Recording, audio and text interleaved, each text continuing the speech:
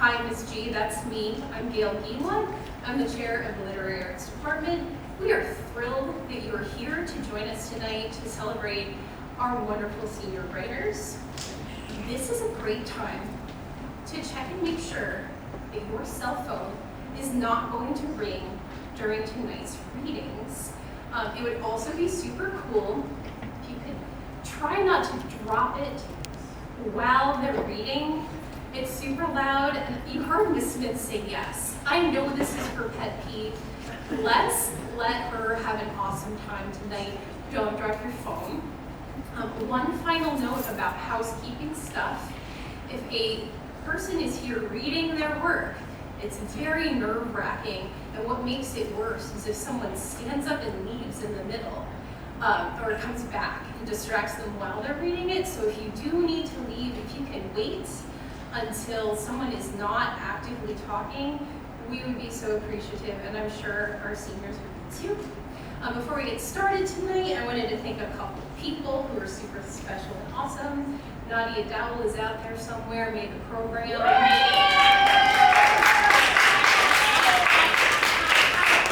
That's the most enthusiastic applause for a program I've ever heard. Thank you. I would love to thank my colleagues, Julie Gein and Patty Smith, for helping me.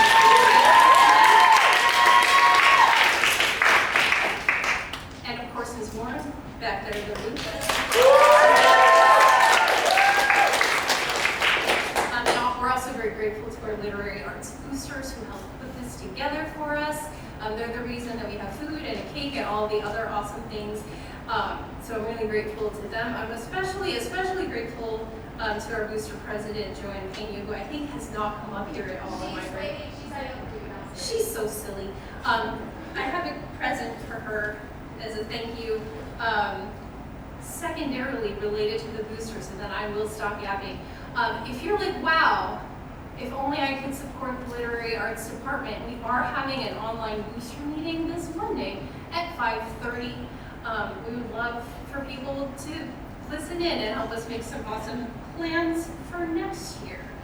And I think, yeah, that's it.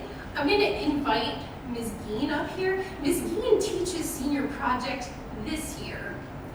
And she's done the best job I think anyone could have done with what we asked for her to do. So please give her a warm welcome as she approaches the stage. Thanks, everybody.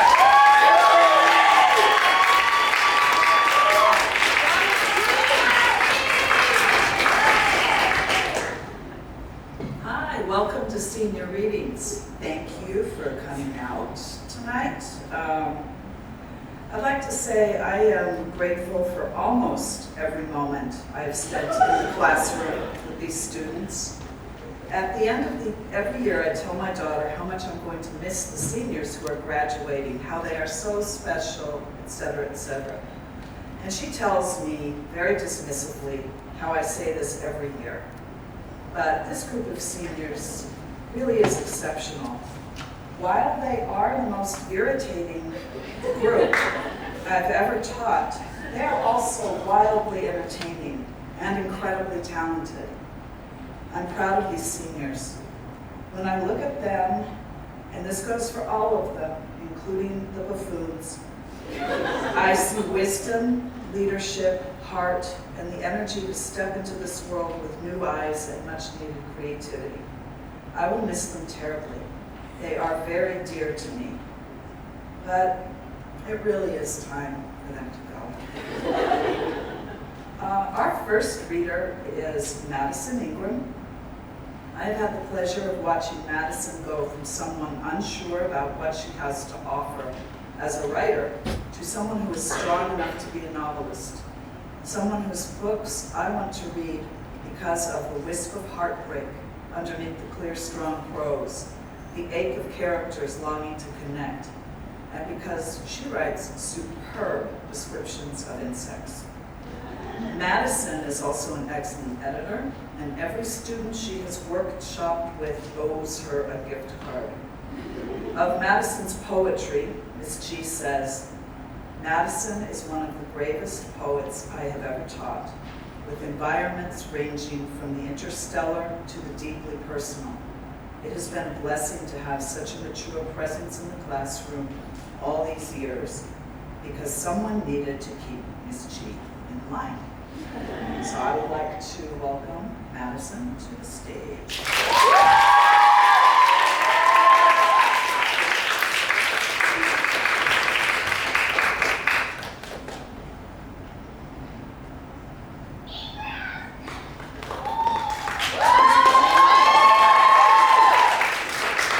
My name is Madison. I'll be reading a short excerpt from a novel I'm currently writing, and then I'll read 2 poems.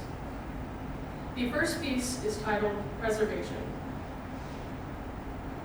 My mother used to prepare fresh fruit on Wednesdays and Sundays for church. On Sunday mornings, I'd sit on the countertop and watch her slice pineapples into rings and cut grapes into quarters. She would switch knives between every fruit and would make sure I wasn't near the mangoes when it was time to cut the pit out. And even though I was allergic, I'd sneak a slice or 2 and mash it between my fingers. I always broke out in hives after sneaking mango slices. The first time it happened, she dunked me in an oat bath, covered me in that chalky pink calamine lotion, and dressed me up for church with my hair all nice. The second time, I didn't get the luxury of a nice, warm oat bath, but I still went to church chalky pink. But the third time she found me all red and bumpy, she told me she caught onto my mango sneaking and slathered the same chalk all over my arms and face.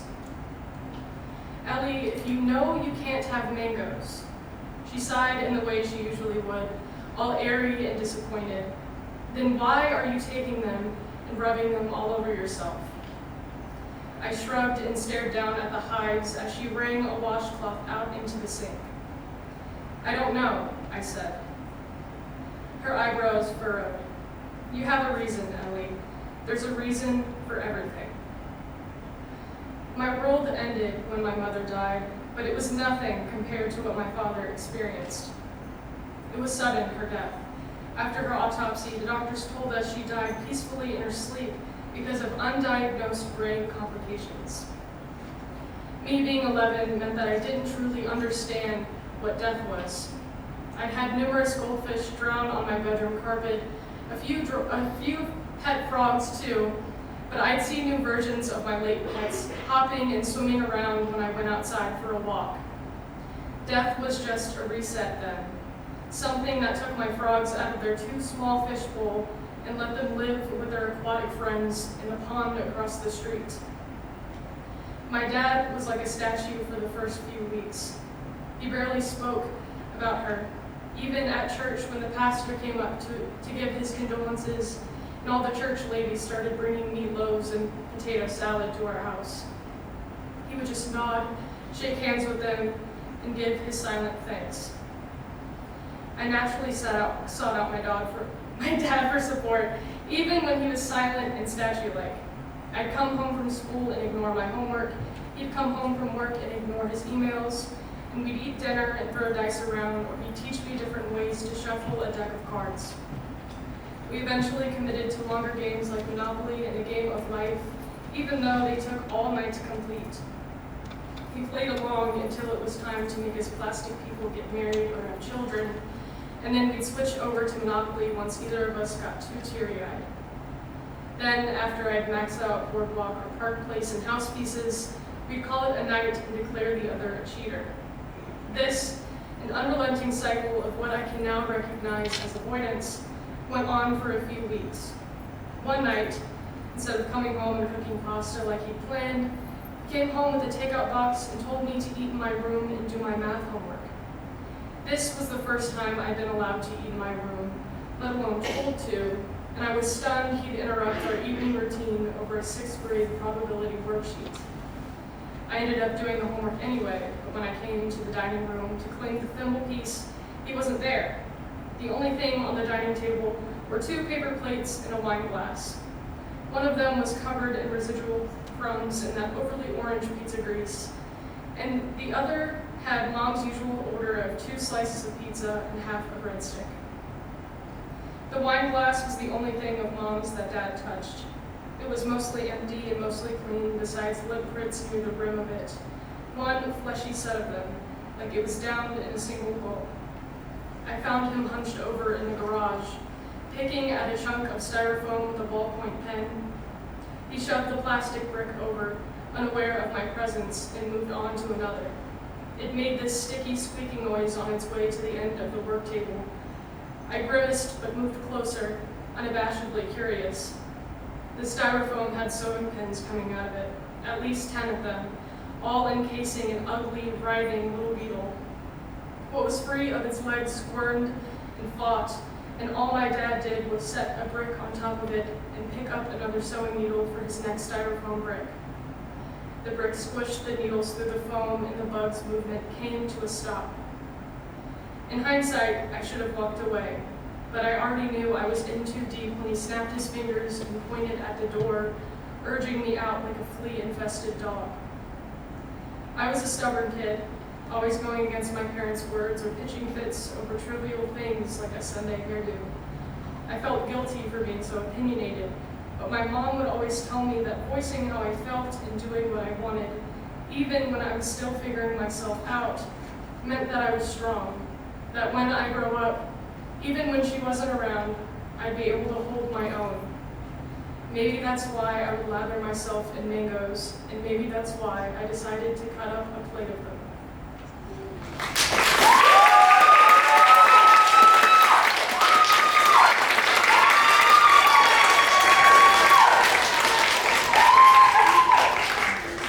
Thank you. This first poetry piece is called Endiya.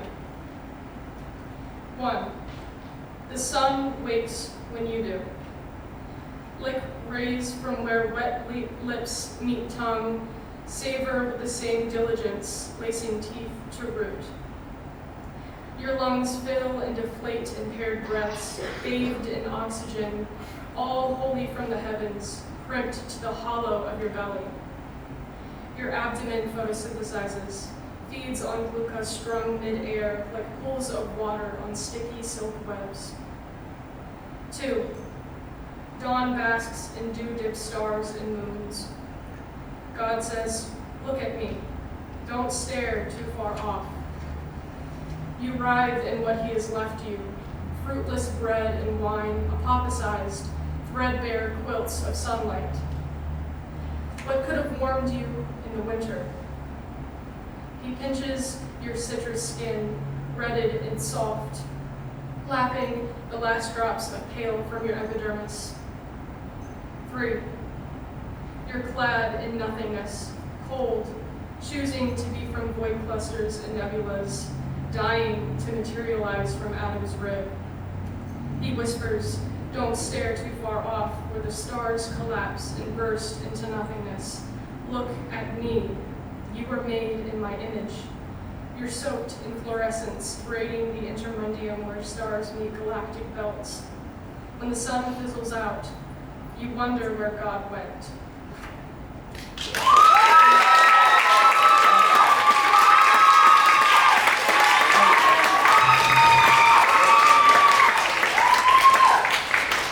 Thank you. This last piece I have for you is titled Of Who You Are and What You Aren't.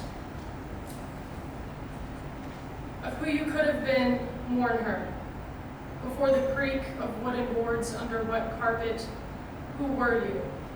Before your breath was hung mid-air, the howl of a hyena, what hair could you have scalped from the wake of your pubis? You were of fresh faces, bare, ripe like the ridges shaved into punctured peach skins, all of what he could dream and all that God could ever neglect. Have you ever spat on a man's grave? You were of unbloomed ripeness taken into his palms, clammy, sticking to the skin and half-covered remembrance. You've never seen a grave, not close up, not close enough to lay. He stuck your head so far down, down, down, down. He played God, didn't he? Damned you before you had the hips to sin, dressed you in a pound of feathers, lost you to the sun. Icarus watched while your wings melted into obscurity, and you went down, down, down, down, didn't you?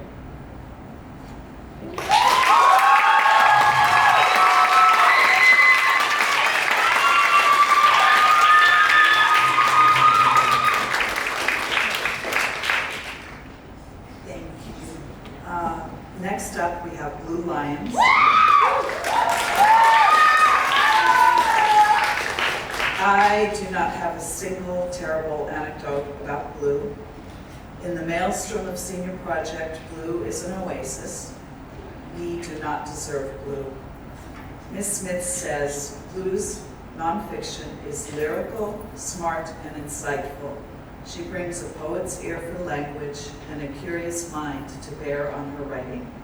She absorbs and listens and pays careful attention to craft, and she experiments willingly with form. It has been a delight to work with her in nonfiction for the past 2 years and watch her style develop and take off.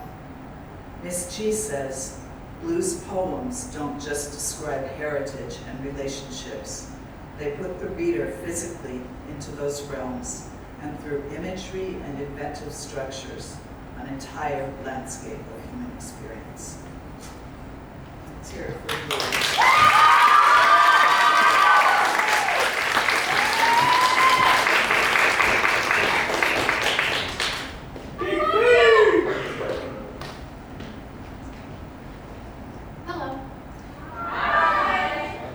Today I will be reading 2 pieces, and the first is a poem called Realms. I am born a typhoon of auburn hair, a wavering baby yearning for language, American as my father in all realms of the word. I was born a fish in a mountain crater. I tore from my mother's womb, caught in a loss of language, a gasp for air in my lungs. She swapped my scales for silk, dressed me in my first hanbok at 12 months old. I speak first when I am 2, sounds crashing out my mouth, eroding into words, soon thrashing at the crest of 18. In my first saya, I ask my mother to hold my hand. I spill into the venue of my debut. I spoke first when I was 1. My paper gills bubbled out silhouettes of words. I tongued the space between English and Korean, lost at my lips' affinity for a different sound. In this realm, I think of you, my father's Korean child wrought of my other mother's womb. Do you feel the crash of an auburn tide in Alisong? I can feel as I wade in the Chesapeake Bay, a thin fish wriggle beside my thigh. We battle the same current, yet this world is the only one where we collide.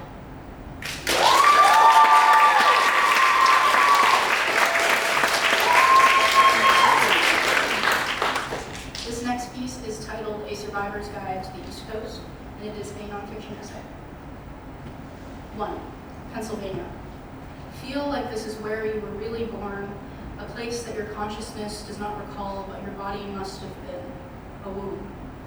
Try to remember visiting Hershey Park with your grandparents here. Cry when you see their faces in photos you don't remember.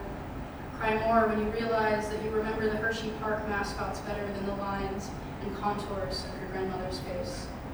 Cry harder when you realize your brother did not get his nose from your mom or dad, but from your grandfather. Strive to learn their names when you are a teenager, to make up for all you never knew you had to know when you were 2. Don't let the syllables slip off your tongue, for you never did learn the accent they tried so hard to forget. 2. Virginia. Become flesh here. Kiss your mother with lips that were born here and curse her with the same. Know you are Southern, but don't feel like it, and certainly don't try to impress your 2nd grade classroom by faking a Southern accent. Recognize that this country, this colony, is where it all started for you and your father, and recognize your mother cannot say the same. Dwell on this with her. Ask her how she feels about Americans. Accept that she says she came here for a better chance at life. Laugh when she says, I left the Philippines because I am poor, only to come to the States to be poor again. Resonate when she says she is Filipina by birth, Southern by the grace of God. 3. Maryland. Discover what your mother meant when she said she was poor here in the States too. Step into a cool ocean reflecting hotel condo in Ocean City, banana yellow walls and couch much larger than the one your father sleeps on at home. Remember, these are called sectionals. Bask in the pale ocean light before you overhear your older cousin, 12, just 2 years older than you, complaining about having to share a room with his mother. Remind yourself that you share a room with your mother back home, but don't dwell on this. Enjoy the view of the dark, stormy ocean. Do beg your uncle to let you out into the deep blue, crashing against the shore. The 8-foot waves would be worth the cold. 4. Florida. Watch for the gators. Learn to live with real heat. Learn to let it wrap around your preteen limbs and thicken the sweat that pours from your skin. Tighten your grip on your luggage as you remember hugging your mother before you left. Remember that she was once like you here at the terminal. Dwell on this with her. Wish she was here to wipe the beads of sweat rolling onto your brow. Wish she could kiss you and tell you that your first plane ride won't be bad. Her first plane ride took her to the States, to the coast of your conception. Except that you won't see her again for a couple of weeks while you're away cruising with your well-off friend. Realize your complexion finally looks like hers when you come back. Don't consider fake tanning after this realization. 5. South Carolina. Become here what you were in the womb, a woman. Smell the sweat that oozes from your body. Feel the burning, rippling skin between your thighs. Notice the swell of your body where you know a wound may be. Shave your upper lip and underarms and cry on the phone to your mother about the restless pain of aging. Tell her you don't want her to die. Tell her that your cousins are all men now, wild and reckless, leaving you in the condo to dwell on the sea, your body, your mother. Wish you were back in Virginia or even Pennsylvania so you could kiss your mother and crawl back into her womb. Feel like Myrtle Beach is where the umbilical cord is severed. Thank you.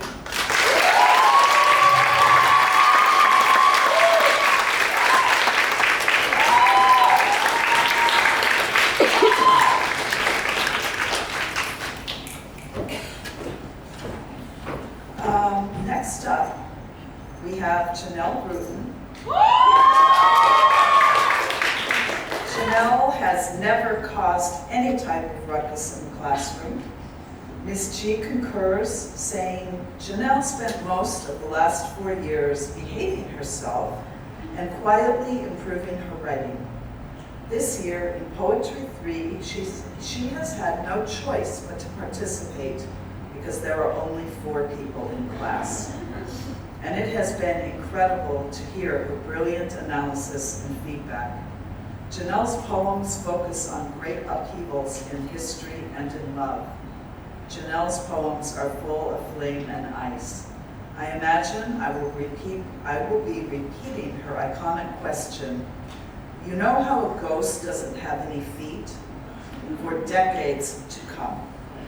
Please welcome Janelle.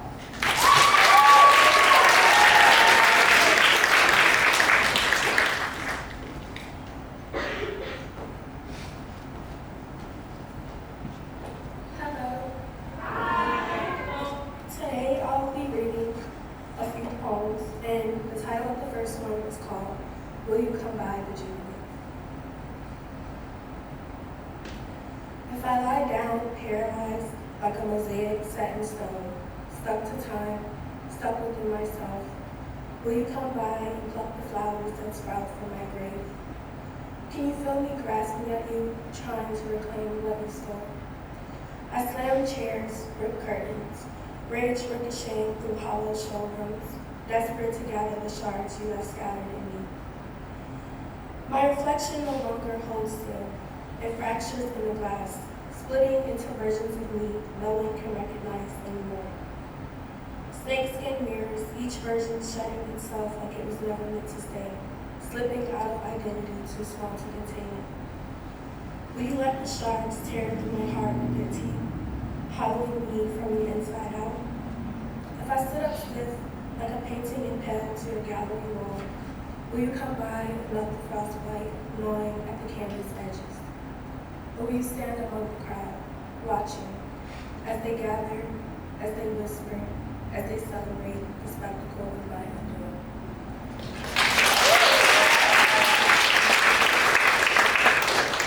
My next poem is titled Pyroclastic Muse.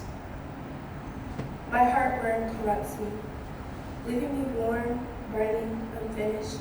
You slam the book shut on the chapter of us, sending a wind that scattered smoldering embers across my chest, branding me. Your initials, symbols etched deep beneath my flesh. The memory of you still sparks fire, sending me to my Maker's gates. The albatross warned me that you were only omen, false hope, not shelter. The devotion I had was a weight home from the hearts of my forebears. They warned me. I sipped oleander anyway. I mistook heat for home. Now I carry you like magma. Slow and inevitable, you rewrite the landscape of me long after you've cooled and gone. Tell me, was I ever your muse? Was the albatross right? Did your heart burn when you thought of me? Or was I a mountaintop you so desperately needed to erupt from?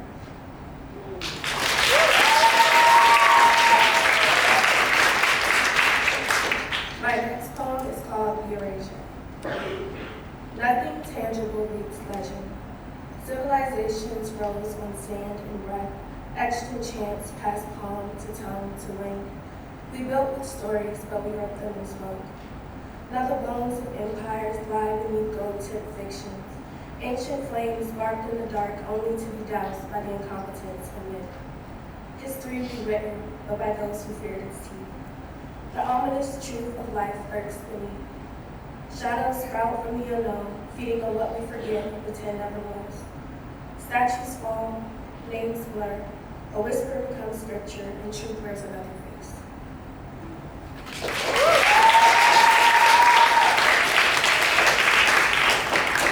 My next poem is titled The Origin of Exchange, inspired by Harper Market, Wilson God. Legend says the first traders rose from sea foam, not born but forged. Their hands carved by tide, their bones with the taste of salt before touch. They pressed their palms to flagstones of shell, and the earth, still dripping with bird water, earned a silent exchange. The island does not whisper, it commands. It speaks in coral tones and indigo tones. Silk words spill light across the bay. The golden hour so thick with melanin, it clings beneath the skin and stains even the wind. Here, silence hums loud as prayer, thudding through mango skins and fish scales, rhythm like nets dancing through the threshold of wind and water. Time does not pass here, it circles. It rolls in on itself like waves swallowing waves, echoing the sway of drums no longer heard but still remembered through the soles of callous feet. Here, people gather like prayers. The words drift skyward, thousands of incantations stitched together from palm to tongue to limb. Breath becomes offering, the language that buys nothing yet gives everything. Breath is life because it lives in the space between trade and praise. Women hum songs that bend the air, their melodies shaping unseen architectures. Men cast long shadows that argue with the light. Children race the horizon, carrying whispers from the sea, small prophets who stand street east. The market is no mere place. It is inheritance disguised as motion. A heartbeat bartered daily between flesh and faith. And when the day itself its final color, and the sun collapses into itself, the island refuses to rest. It breathes through the mouth of its people, through the hands that trade, feed, and mend, through the legends that refuse to die. Because the divine never left, it just changed things.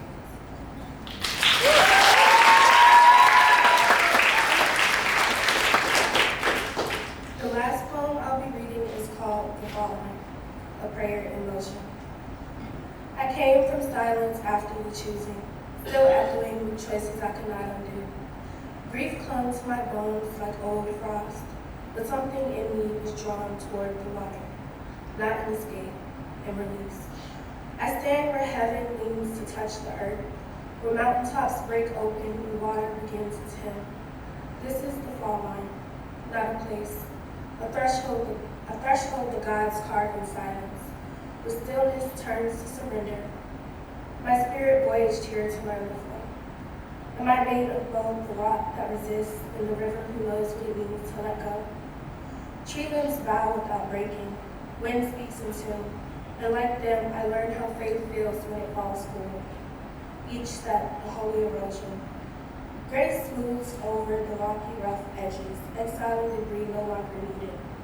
I won't fear descending into the fall line. It is not failure, it is not formation. Gods don't dwell at the top because they walk the slope. Blessing the broken ground is sacred.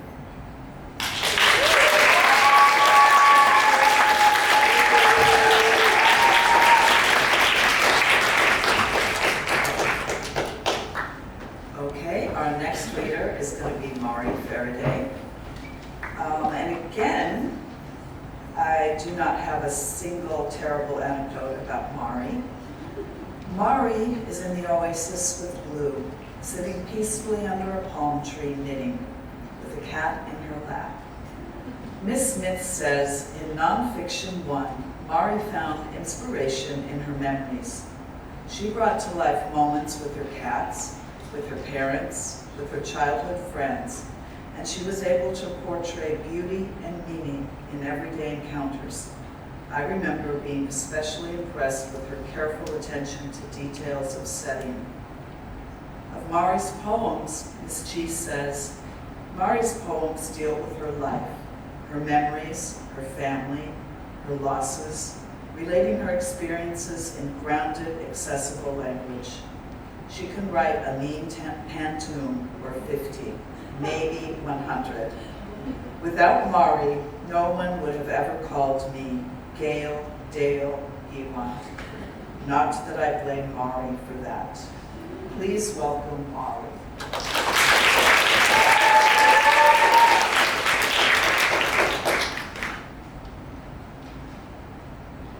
Hello there, I'm Mari. So today I will be reading you two poems, a nonfiction flash essay, and an excerpt from another nonfiction essay I have. The first poem that I'm reading for you is called Self-Portrait Without I. The storm that has been brewing over the last 6 years has come. No longer is the once peaceful, joyous meadow stewing in unrelenting humidity. No longer are flowers forced to wilt under loss of sun. No longer is everything forced to watch as it fails to fully fall apart, for it finally has. Lightning strikes, burning the great maple tree, destroying narcissistic moths, scaring the agitated woodpecker. The wind wails as it steals roots and petals and leaves. Thunder booms, following lightning's lead, warning others to flee. Nothing is for certain. These inhabitants, they're stuck, helpless in this agonizing storm that repeats day after day, minute after minute, in a seemingly never-ending cycle. One day, when it ends, nothing is left but burnt ash and solemn stone. When the mournful river is filled with dead broken branches and the dust blue sky clears up for the first time in years, maybe then will the last remaining life, a tiny blade of yellow grass, grow into something more than anyone thought it could be.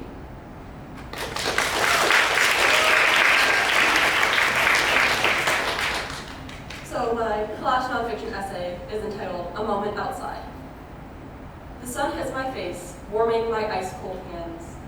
My head travels to the clouds, cars rumble in the distance, but there are no angry drivers honking, just faint, steady wind buzzing by. Even that stayed too far away to disturb me, the major road being 2 blocks away. The sidewalk emits warmth as I sit in fetal position. The temperature is solid, unmoving. I can't help but wonder why I hate being outside so much. Why do I hide inside all day, rejecting the sun's glow? I close my eyes, the wind brushes past me. The never-ending ensemble of thoughts plaguing my mind has stopped. My heart isn't trying to escape its cage. My body isn't shaking. Father's in the backyard, cooking lunch on the fire pit. Steak, corn, other things I can't bother to name. Before going to cook, he told me, you spend too much time inside. Take it out, do something outside. So here I sit, soaking in the sun. I feel an itch start to form on my exposed lower ankle. Opening my eyes, I see a little black bug attached to my leg, slowly turning red. Oh, that's why I hate this so much.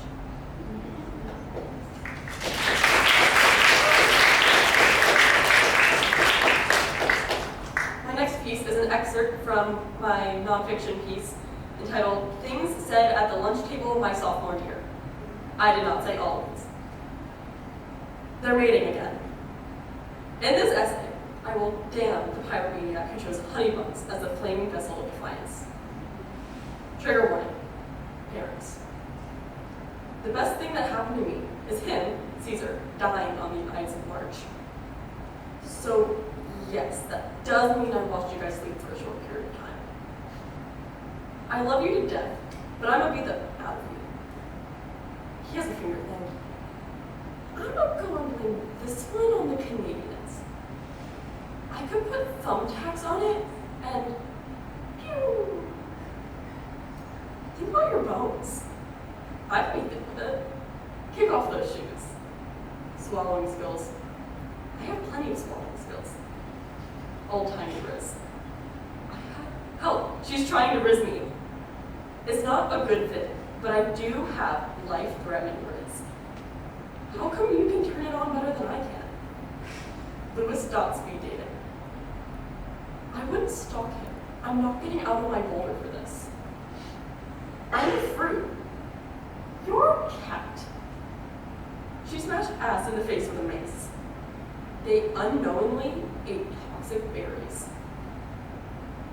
Don't be a vampire. What is that white man doing? Better watch those liberals. Why? Because I'm white and I say the word no? I don't know how to breathe from my chest. It didn't come in this model. Aw, you're young like a frog. Nom nom the binary. Like a good neighbor, nationwide is on your side. Why was I being a Girl Scout at church? I love salt water. I want to eat it. All hail orangutan Jesus. I like seafood. It's in my genetics. Mer person? Yes, the three genders. Cowboy, cowgirl, and human. I'm pretty sure neither of you are boys. My mother ordered me in the mail. Extra farm animal. I don't like the fact that it's Brewton.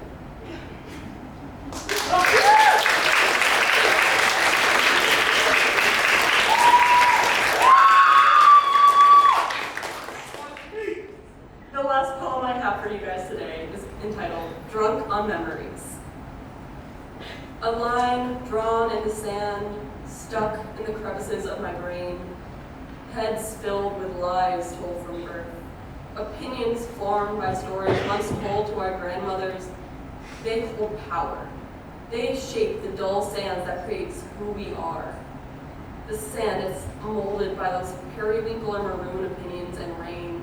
Chaotic, rapid rain washes the top layer away, topples castles made to relieve pain, renewing the wound, reopening the scar. Wind whips my thoughts to the periwinkle left and the maroon right. It tries to trap me in these stories told for years, on one side or the other, periwinkle maroon, periwinkle maroon. My mind slips away as I stumble over piles of clothes. Drenched sand covers them, dirtying my feet and legs and torso as I fall to the floor of my bedroom. Air refuses to work with me as periwinkle and maroon swirl in my vision. My voice is pulled in 5 different directions as I reside underneath my ceiling's rainbow, unable to speak, drunk on salient memories.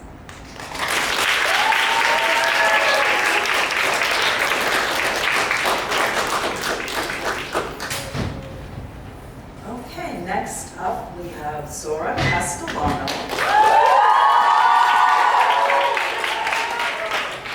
And we love our Zora. Ms. Smith says, before Zora joined the Lit Arts department, she was a student in creative writing for non-majors.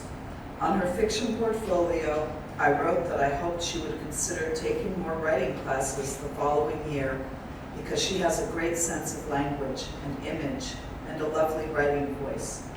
Ironically, Zora insisted that she did not feel confident about her poetry, but now it is her chosen and favorite genre. Her poetry teacher for the last 2 years, Miss G, says, as the only junior ever to transfer into literary arts, Zora definitely faced a challenge joining a class where everybody had already forged bonds. Hopefully she feels that she belongs with us now, because she does. Her poems are delicate windows into the life of a young person, encompassing both the joys of youth but also the confusion and isolation that can come with it. Zora.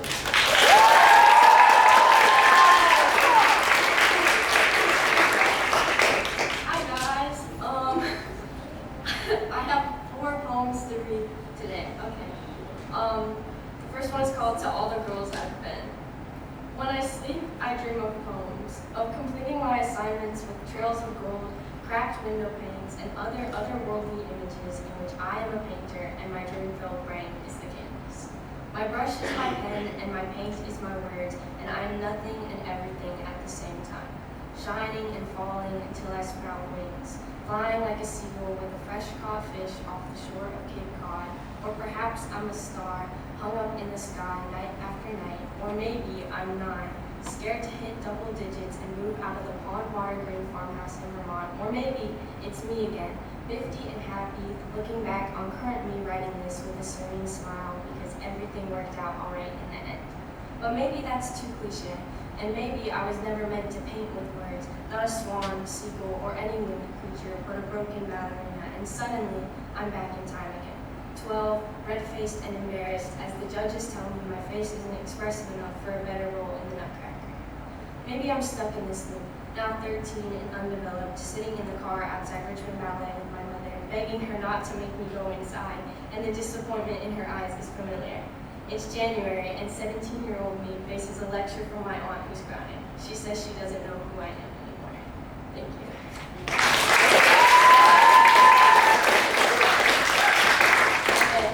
My second poem is called And When It Happens, which I kind of stole from my mom because she has a poem with the same title, but bear with me here. Okay. And when it happens, she's 7, pressed hard against the tile of the bathroom floor, wet towels brushing against her skin like sandpaper left out in the rain, and she shivers, so caught up in the feeling of hurt and cold and tired that she barely registers why it happened. Tears are baked into her skin, and she's sure that even once they've been washed away, she'll feel as if the lines are still there, etched so deep in her skin they'll never, ever go away.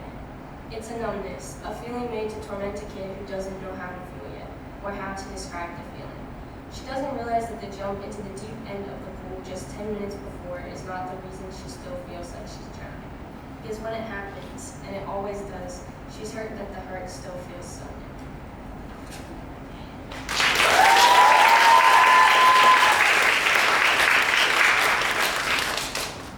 My next one is called She's Always Leaving When You're Just Arriving. Okay. Nimble fingers work quickly to make a bouquet of daffodils in the flower field, which is a street and a worn path away from the girl who works at Jeffrey's corner store. Open 24/7, except sometimes they're closed, so the girl can be found in the flower field or biking down the faded old streets of Duval, Maine. Population 6,321 and losing because no one wants to stay except for the girl who isn't a girl anymore. She's getting married on Church Street Saturday. You can come, even though she never took your flowers, never knew you were the one who pined after her the summer of '92 when you were both breathless high school kids who thought that nothing would ever change, but they did. And now you're watching her walk down the aisle towards a future where she leaves Maine, leaves you, and you know you can't let that happen, so you declare your objections, and everyone turns to look at you as you grab her hand, pulling her out of the chapel, past the store and the overgrown paths. Her dress rips, but it's okay because you made it to the field. Her memories are coming back, and she knows you're the one who made the flowers, and everything's perfect except I do escapes her lips, and you're back in the chapel you repainted last spring, and she's not. She's packing her things in her apartment down the street with her husband. You can see them through her navy blue window until they're gone, and her place is barren, just like the flower field you played in when you were a kid.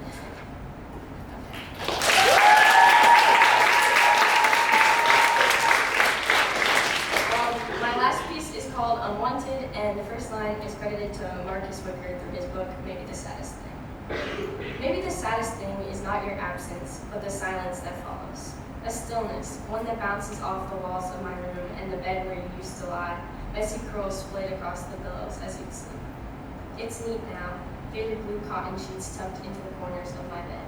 Everything's been neat since you left.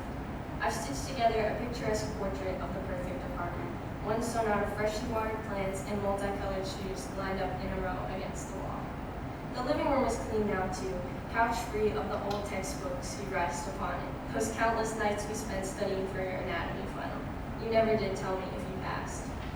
You used to spread flour across the kitchen counter, puffs of it rising as you'd laugh, kneading the dough and sliding the pizza into the oven. We'd peer through the tiny window with bated breath, watching as the dough rose and tomatoes sizzled. Now that you've left, the kitchen is spotless, sink empty, and dishwasher running. I've cleared the countertops, and the oven hasn't been used in weeks. It's almost like you weren't ever here, except the orange cat from next door has started to sit on the armchair out front. He didn't do that when we were here. He's quiet, though. It's all so quiet. Thank you.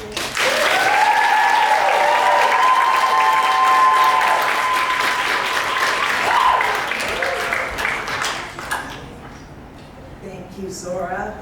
Next up, we have Niala Myrick.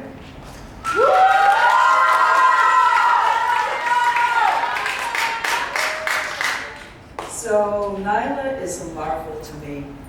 Despite being a talented volleyball player, Niala managed to fall out of her chair or spill something or drop her water bottle nearly every class. Fortunately, Niala is funny and charming. My anger at her just drifts away. Endiya has been very helpful to Niala. She says things like, "What do you think this is, middle school?" But our Niala has grown up. She doesn't fall out of her chair so much these days. Niala is going to be somebody in this world.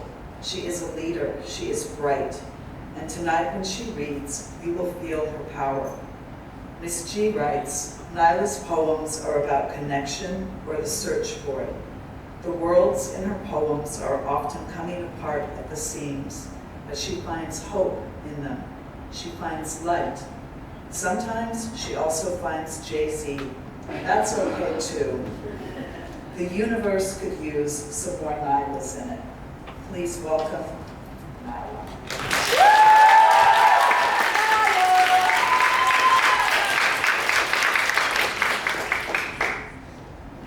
Okay. Hi guys, I'm Nyla. I'm going to be reading 3 poems and then a short excerpt from my novel. Expedition. We are too big for this earth. Let's discover a new one. Bring your brains and snacks for the road. This journey will take eons. I'll find you in the meadow behind your home, your hair draped over tangled flowers grown by the Lord. He watches us for sport, turns a blind eye to our existence. You and I interest him in ways others do not. The stars glisten one after another. We stare, point, and follow. Let's power up our stolen spacecraft and flee before they notice. In space, you'll smile at me softly. I missed your wrinkles. I was there when they formed, and I will be there when they turn to gray. Our skin becomes ice. The earth will turn into a distant speck, one we hope to never return. And then our gas mileage will plummet, no reserves spared. You might interlace our fingers as we aimlessly float past wilting stars, or you'll take control of the wheel and point us to the nearest atmosphere. Finally, we have reached our destination. Breathe slow and wait for our ship to decompress, exposing our nostrils to acrid air. It stings to breathe, but it will become bearable. Our ship landed half in a lake bordered by red sands that melt frost and revive. Our genes are too earthly for worldview nets. Together, we will strip down to skin, cultivating this new planet with the bare flesh given to us at birth. The first humans will be proud.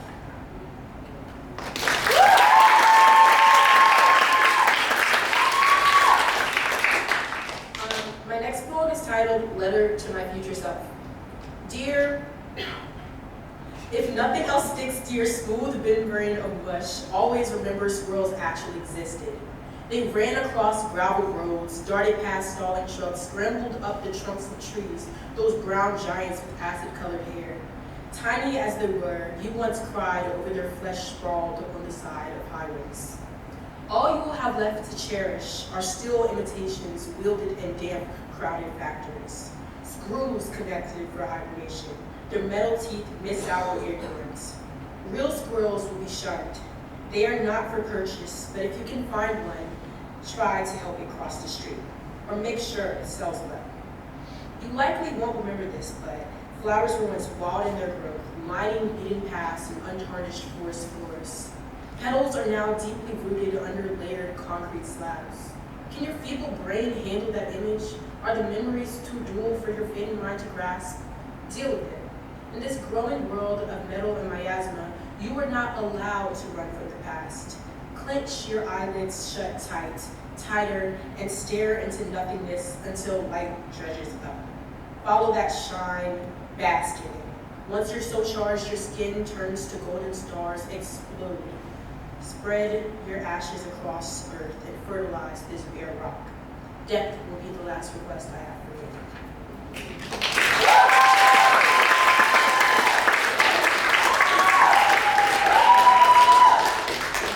The last poem I'm reading is titled A Ground Level Extinction.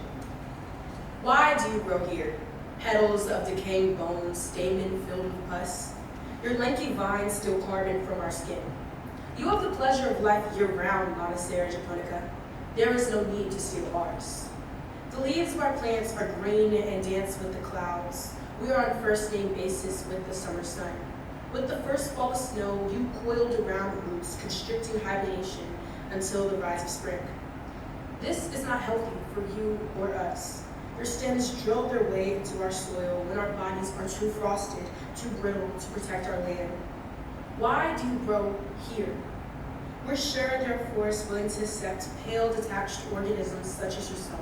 Go find them, those groups who thrive off the plight of others, your species. Maybe it's jealousy. Do you want what we have? Do you wish the sun called your name during first light? All these barriers too high for you to climb, too high for you to break.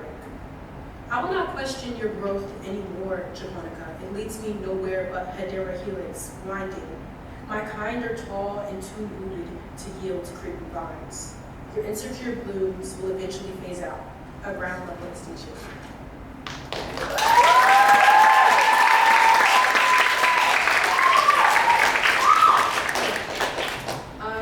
This is a short part of my novel titled River Magic. Okay. Mother Nature is the deity that binds us to the living plane. Without wind, there would only be heat. Without soil, there would be no nourishment. The fish thrive in water, and we, the humans, pray for the fish to die on land. Camille has been taught by her mother to give thanks for every meal by returning something to the earth that she is taking. Every summer Sunday, Camille and her mother go to the lake together. Lake Shone is close by, walkable with the right mindset. Their vacation cabin is settled on the edge of the New Orleans bayou, surrounded by tall mangroves and blue water. Their garden has been flooded more than once. The sky is cloudless and rain hasn't been forecasted for a week. Camille walks back inside their cabin after putting some blankets in the trunk of her mother's Jeep. She grabs a bag of trail mix from the dining table. Hey Mom, she yells. The kitchen is visible from the front door. Can we go fishing today? Camille's mother is finishing packing veggies and fruit in her lunchbox. Her tightly blonde hair is pulled back in a low bun. Yeah, baby. Oh, and don't forget the sunscreen this time. She zips up the lunchbox. Okay, Camille paused, but she couldn't seem to hold her back from continuing. But Lauren told me that black people didn't need sunscreen. Camille says as she swung the linen cabinet door open, looking back at her already signed mother. Is Lauren going to be the one peeling your skin off for you? No, she's not.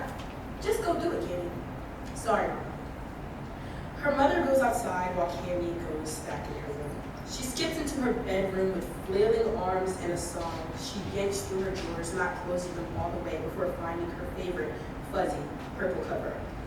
As she stands up straight, her knee hits the dresser and accidentally knocks over a mason jar of beach knickknacks and river water. Water, sand, and seashells spilled all over her rug legs, and most importantly, an acrylic painting she made for her mother. Camille made the painting at her father's house last week. He is a master of the arts and crafts and helps her every step of the way.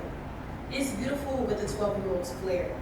There are two planets beside each other, one purple and one pink. Itty-bitty dragonflies and bees flap around them. To go with this, she put together a mason jar aquaterium. She collected seashells and interesting rocks from everywhere they went and painted a sunset on the outside. Now the gifts lay meshed on the floor with the colors fading together. Their planets seemed to stare back at her. Saturn's rings drooping. Camille bends down and tries to scoop up the shells and stones before her mother comes back inside. Grit gets trapped under Camille's nails and she shakes her hands in disgust. She repeats curses in her head as she looks around for how to fix the room quickly. The front door creaks open and the way would it tends to do. Her mother shouts into the house, "Come on, Cammy, I'm waiting in the car." The door is shut and Camille can hear the engine starting.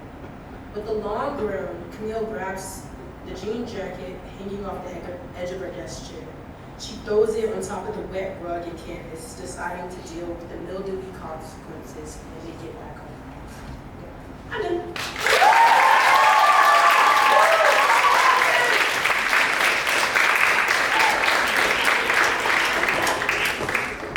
Thank you, Niala. Now we have Joshua McPeak.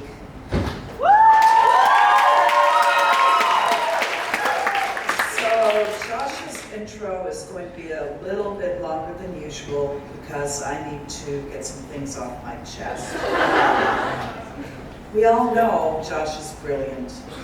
I have no idea if I've actually taught him anything. The only time I ever have an advantage over Josh is when I have a microphone. Some of Josh's pranks have shortened my lifespan.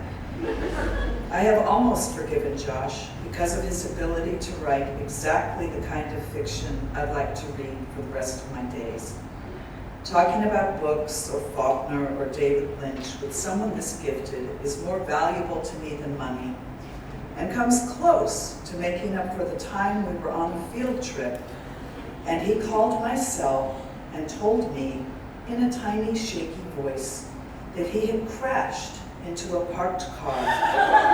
And did he need to call the police? He and Endiya were fine, he assured me, but the cars weren't. Thank you to Endiya for laughing in the background and alerting me that this was a horrid, wicked prank. Miss G says about Josh, one thing that can be said about him is that he is a man of his word, which is why he was forced to take Poetry 1 this year, because he promised. He may be going off to film school, but I hope that he will still write a poem every now and then, because his work is humane, nuanced, and full of incisive imagery. I'll miss having him as a teaching assistant. Miss Smith says, I feel lucky that I got to teach Josh in nonfiction this year. I have loved in particular the way he combines his intellect with his art, and while all his essays are characterized by an eye for detail and the use of precise language, I have been especially impressed by his segmented essays that combine a scholarly investigation with artful scenic renderings. Welcome, Josh.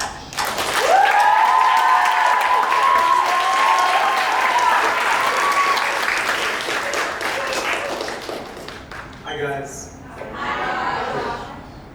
First, an essay. Piece of personal nonfiction. I call it A Means of Survival. We step outside, my dog and I, into the glistening fog. The grass glints white with frost.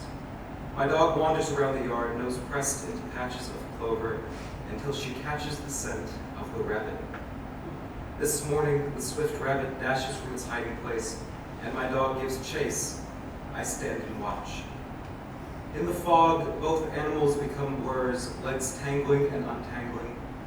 My dog races, a dart thrown straight, but the rabbit dips and sprints, outruns her with ease, and dives into the space beneath our shed, where it has made its home. My dog claws at the shed for a moment before she returns to me, panting. Tonight, she will ache from this. Children want the life that is not theirs. The child of nomad wishes for a house of bricks. The child of settlers listens to the growl of wagon wheels with longing. This is a natural want, greedless and curious. It is the want even of children who lead content lives. The knowledge that there are other lives than the life one leads is powerful to all. For as long as I can remember, I've been dogged by the want to leave, to get out of bed and without preparation or forewarning go as far as possible. Not that the life I lead is miserable or undesirable, quite the opposite. Instead, I would be running from the threat, however distant, of spending the rest of my years where I started, of living without movement, of stagnating. What I wanted was a life of happenings, and better than that, the promise of a life of happenings. and inspiration to survive. After her young are born, the doe rabbit is gone for most of the day, and their shallow nests dug into the damp earth under the shed, padded with ground roots and grass and fur, by the sleeping newborns, huddled together for warmth. Their fur is chestnut brown, with white commas between their eyes.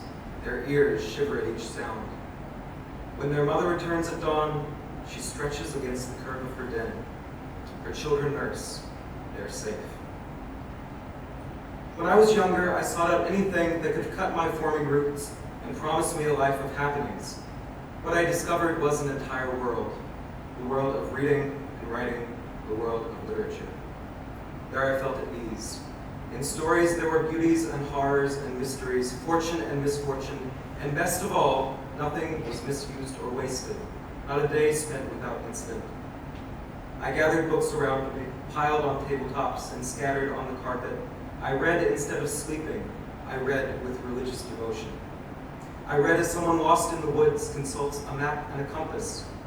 Later, I wrote as someone lost in the woods consults the sunset in the west.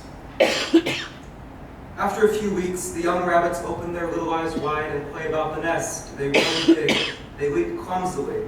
They chew weeds grown from mulch. They never notice that their mother is left. They grow larger without her, faster and nimbler. They learn how to fear what needs to be feared. The roving dog, the trampling shoe, the hawk with its inescapable eye. They have one responsibility: survive and be rabbits. That is all. Writing was not for me a means of self-description. It was a means of reaching outward. I wrote to praise and appraise, to understand the world around me. Nor is writing a means of healing. I don't imagine I have much that needs to be healed. The belief that writing should be therapeutic brings only further disappointment when the writer, desperate to be heard, crashes into the wall of thorns. Language has daunted me almost as much as life itself. Still, I have learned to love the persistence required to write, the long labor, the frustration and failure. And when I see a completed page of prose or a poem written to its fullest, I am proud to the point of excitement. I know that this is the work I was designed to do. Once, driving late at night, I saw a rabbit, an eastern cottontail, motionless on the side of the road. The moon falling through the mesh of branches and dappling its fur with silver coins of light. I slowed to a stop, stepped out of the car, and carried its corpse 10 paces into the woods, the quilt of shadows weaving and unweaving. There, I laid the rabbit on a bed of leaves. I thought about what Richard Adams called the rabbit: digger, listener, runner, prince with the swift warning. Here was a perfect creature, perfect because it had been given all it needed to survive, and used it until it no longer could. It deserved a resting place far from the road. We must learn what the world has given us to survive. We must learn what life we should lead. I do not mean that this is simple or certain. Because of our privilege in the natural world, the privilege to choose how we live, we are deprived, misled through doors that lead to nowhere, and onto paths paved with shattered glass. Nor do I mean that the life we should pursue is material, the want to be rich or famous or married or loved. These are not what I mean at all. What I mean is that part of the world, the part that is ours alone, calls to us, its beautiful voice restless until we reach our designated place. When we discover what work we are designed to do, what life we are designed to lead, what person we are designed to become, we will be, as Emerson writes, glad to the brink of fear. We will want for nothing. The natural world gives us so much as it is. How can we bear to throw anything away? The rabbit knows from birth what it will do. The pencil, from the moment it taps against the page, knows what words it will conjure across 1,000 miles of paper. And now my dog is nearing her end, and the grass, once frosted, is green again. And the books I have gathered I am about to leave, along with a house and a loving family. And though there is pain, there is as much enthusiasm, because I am setting out to discover what else the world has to give me, because I am setting out to discover how I should live. The rabbit is sitting in a tuft, hiding from me. It stares out, the black marbles of its eyes shine in the green. As I step forward, it flinches, turns, and without hesitation, springs across the lawn and slips beneath the fence. Then it joins the shadows underneath the shed and vanishes. It has survived another day. Thank you.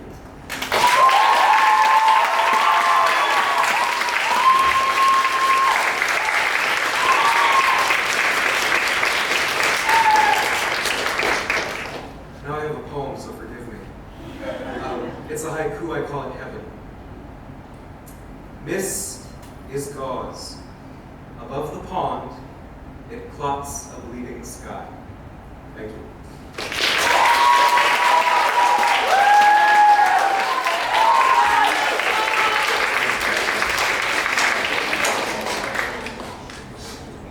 Our final reader is Endiya Murrell. I owe Endiya thanks. Oh, go ahead. Back for Endiya.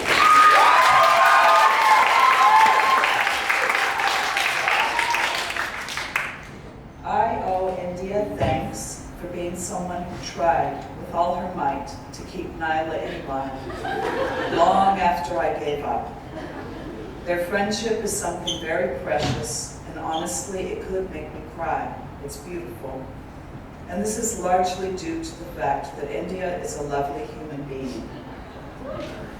Endiya's fiction reflects her knowledge of the human heart and her wisdom. Her characters are alive and breathing. As a playwright, Endiya shines. On the stage, her characters, her dialogue, and her ability to create a scene come together in work that is riveting, funny, and nuanced. Miss G says, Endiya can write anything, which honestly seems kind of unfair. She should have a weakness. Her poems deal with family, history, loss, and belief, blending narrative and sharp imagery. It's hard to finish reading one of Endiya's poems without feeling like someone has punched you in the sternum. You know, in a good way.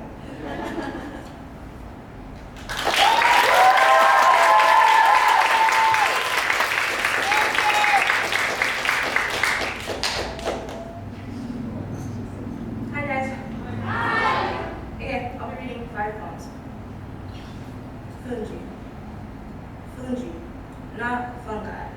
2 cups of cornmeal, 4 cups of water, salt, as much okra as your heart desires, and some oil or butter. Boil the okra until it's slimy, until clear goo slips from the spoon and your granddaughter's face scrunches up. Dice the okra into tiny chunks. Be sure to guide her hand with the knife. Place your cornmeal and water in a pot. Mix it over heat until it becomes paste. Remind your granddaughter that what you're making is fungi, not fungi. In another pot of boiling water, add okra and salt to your paste. Stir.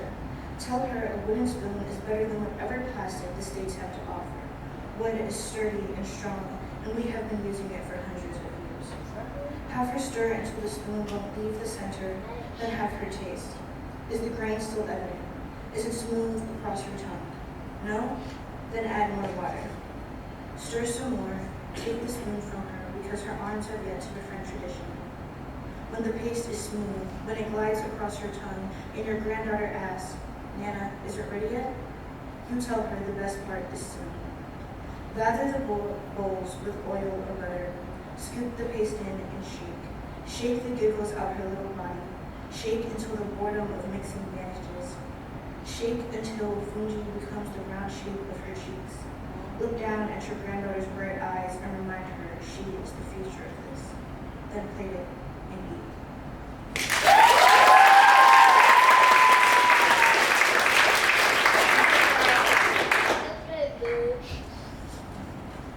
My mom as the sun because a letter was too hard to write. Part 1. My first memory of my mother is in a tired room, stained carpet, and a matching worn-out couch. Tiny feet running to and from, shouting orders, none coming from her.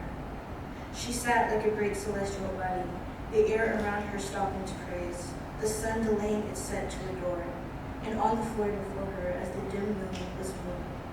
Her hands twisted and gelled craters against my scalp. They adorned every braid with a star of its own. The right side of my head was nestled against her leg, and every twist rocked me further to sleep. I awoke on the floor as she braided the last bit of Mary lay down. My body was curled in tight against her, embedding my breath on her thighs, and all I could think of was how warm I was, how lucky I was to host the sun, and how merciful of her not to burn me.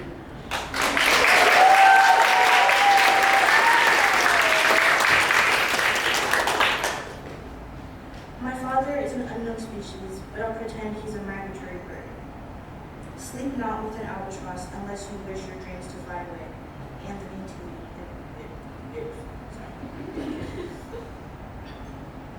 If my father was a migratory bird, I'd want him to be an albatross, a lord of the sea. He'd rule with a 9-foot wingspan and a compound beak. I'd want him to mate for life, he and my mother, 50 years of the same nesting site, the same person. If my father was a migratory bird, I'd acquaint his absence with the ocean's waves. I'd understand he was following the nature of a known species, his distance studied in ways my eyes can never do his face. I'd stare at his body, at the sleek white feathers hiding the conquering rays of his blood, and in awe and hope, I'd wish for one day that I could emulate his cry. But I remained an egg, half-hatched, unfeathered, counting days beneath my mother's ring. I'll feign fear of his lovely sea and hope one day he'd return with me.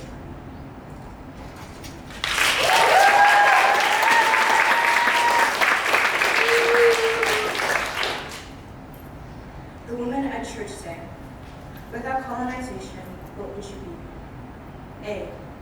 Barefoot against the grains of sand, leaning weight on one foot, allow the heat to escape the other, basket of fish balanced on head.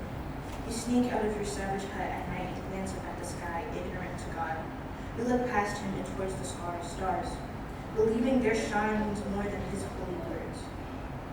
Ignorance to the Lord is acceptance of the devil, and you are guilty of it. One child strapped to your back in the patterns of your family, one attached at hip. Will you tell them their mother is a heretic? Will you tell them their souls are damned? Is it something your savage mind can even comprehend? E. Found and safe. Under the white man's palms and the stench of death, he brought the book of Psalms, a savior. Free from the free roam of our beaches to the ironclad chains of the cross, anchored to the floor, they brand into your flesh freedom. Freedom to choose him.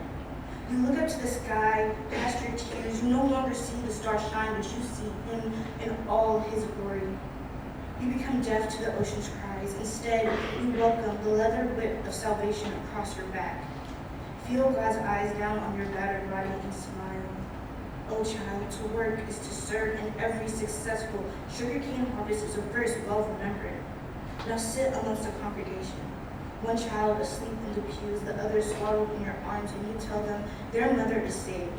You tell them damnation is only as close as their mother tongue. You are young, but a pure mind understands. Or, optional. Choose to dream of the islands untouched by foreign men, a home of tradition and comfort, closer than the words of the thin page. Ink that comes to life and dances in the breeze. Follow the rhythm your people had for centuries. Imagine your mother tongue is not just etches on stone, but songs passed from generation. Drink on the familiarity of hope, and dream it never left.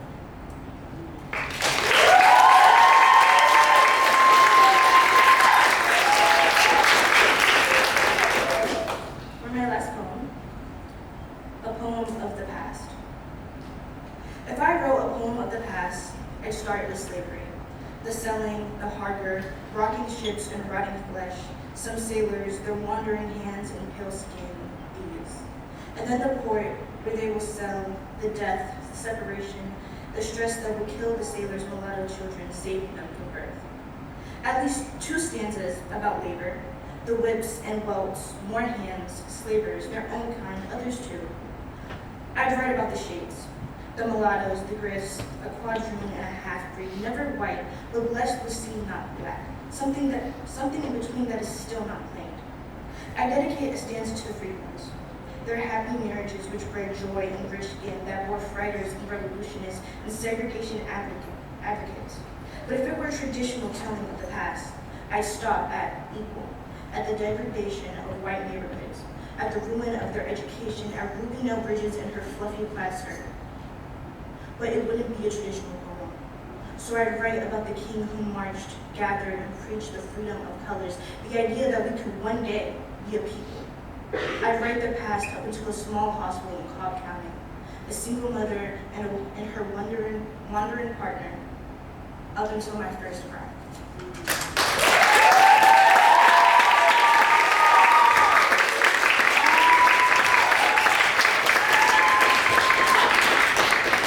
Before I leave, I'd like to give a little something to Little G. Y'all can come up.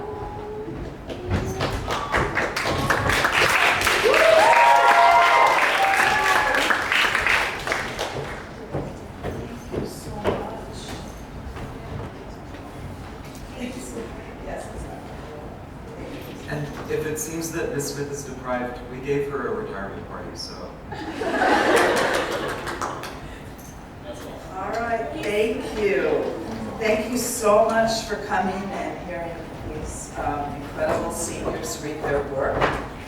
I would like for you to give one more big round of applause.